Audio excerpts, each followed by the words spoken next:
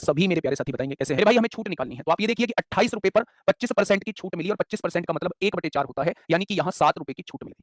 अगर वो हमसे ये पूछता कि छूट के बाद कितने की बेच दी, तो हम इसका फिर 75% निकाल रहे होते। अगर वो हमसे विक्रय मूल्य पूछता, क्योंकि उसने छूट पूछी है इसलिए हमें अंकित मूल्य का 25% केवल निकालना पड़ेगा। कोई दिक्कत, कोई समस्या, कोई परेशानी हो तो बताइए, तो आप कहेंगे कोई दिक्कत नहीं है। ठीक है, आगे कहा है 75 रुपए अंकित मूल्य का एक पेन है। 75 रुपए अंकित मूल्य का एक पेन है, 16% की छूट पर खरीदा, यानी 16% की वैल्यू आपसे पूछती जा रहा है। 25 या 75, 25 चौका 100, 4 चौक 16, यानी 12 रुपए की छूट जो है वो यहां मिल गई है।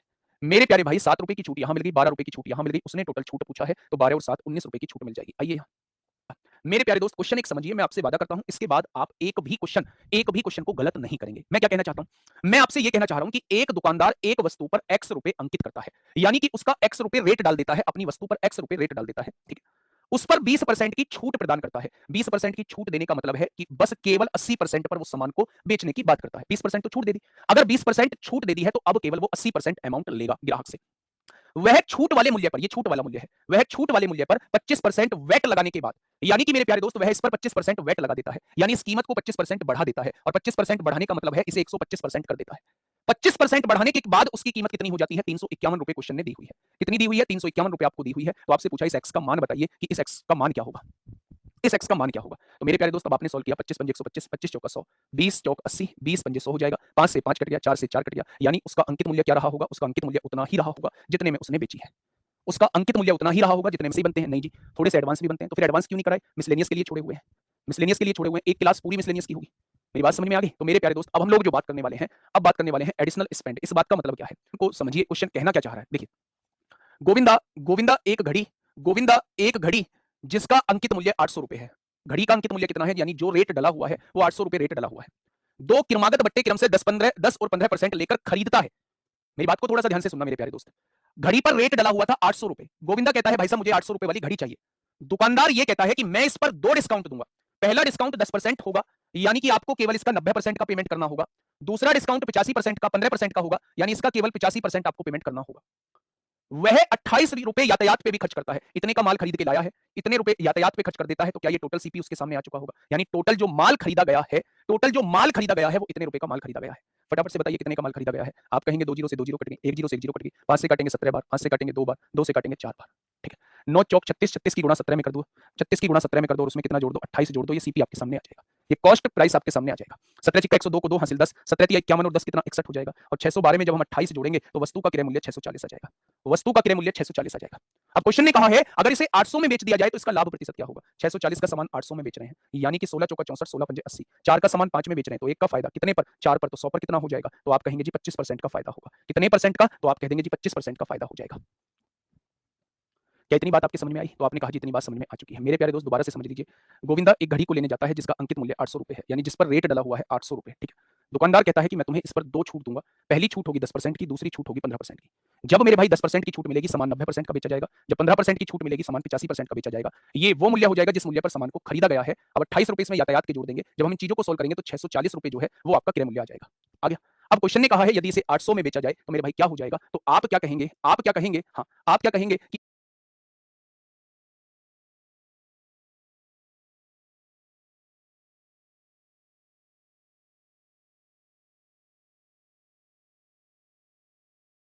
मेरे भाई चार रेशो बना लेंगे, 4 की चीज 5 में, यानी 1 का फायदा कितने पर, 4 पर, तो 100 पर कितना, 25% का फायदा हो जाएगा। ठीक है, बहुत बढ़िया।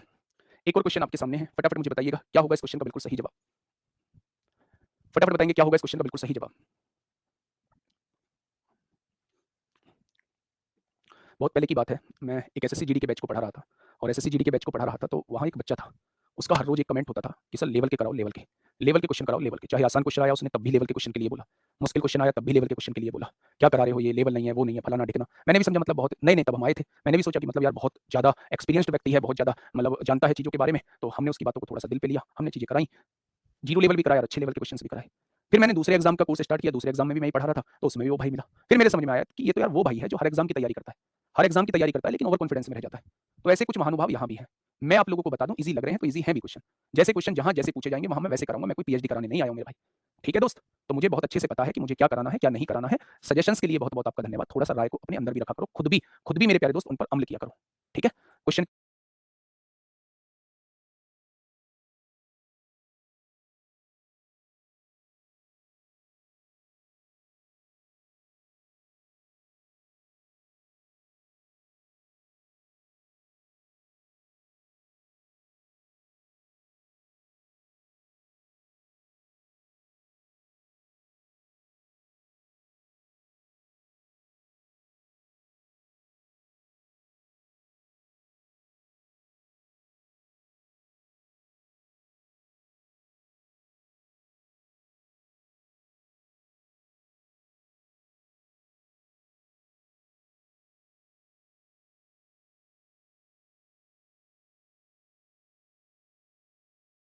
की तरफ आइए, फटाफट मुझे बताइए क्या होगा इस क्वेश्चन का बिल्कुल सही जवाब।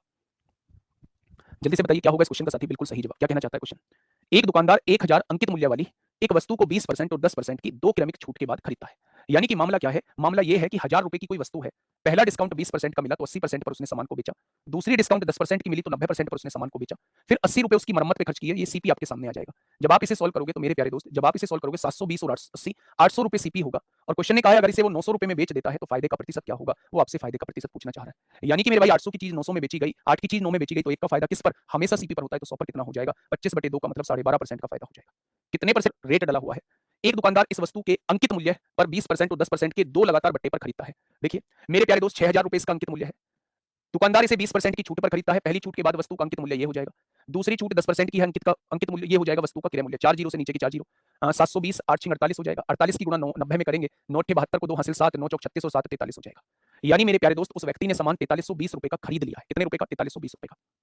इन दोनों छूटों के बाद वह इस वस्तु के क्रय मूल्य का 10% इसके यातायात पर खर्च करता है। इसका 10% मतलब 10/100 432 रुपए यातायात पे खर्च कर दिए। अगर 432 रुपए यातायात पे खर्च कर दिए तो ये सामान उसके लिए कितने का हो गया? 4752 का हो गया बच्चे। जितना इसका क्रय मूल्य था उसका 10% यानी इसका 10% 432 आएगा। वो ट्रांसपोर्ट पर खर्च किए हैं तो इतने की सामान खरीदा, इतने ट्रांसपोर्ट वाले को दे दिए। क्या ये सामान जो है वो 4752 का पड़ गया होगा?